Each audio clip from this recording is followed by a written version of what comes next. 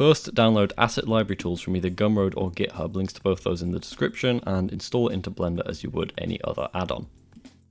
Once you've installed the add-on, click on the AssetLibraryTools panel on the right side of the viewport and expand the Batch Asset Downloader panel.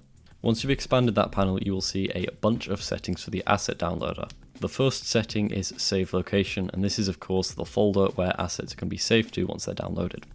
The next setting is the keyword filter, and you can use this to search for specific types of assets by searching asset titles for a certain keyword.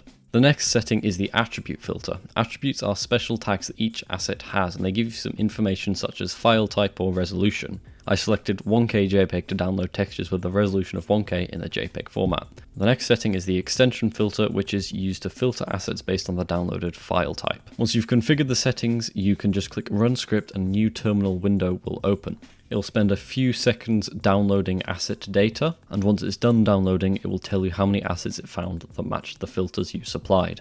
It'll ask if you want to display the asset names, and then it will ask you if you want to download the assets. And if you say yes, it will start downloading the assets straight to the folder which you selected. If you're using this to download materials, make sure you check out my video on the Batch Import PBR Texture Sets function of this add-on, which I'll link in the description.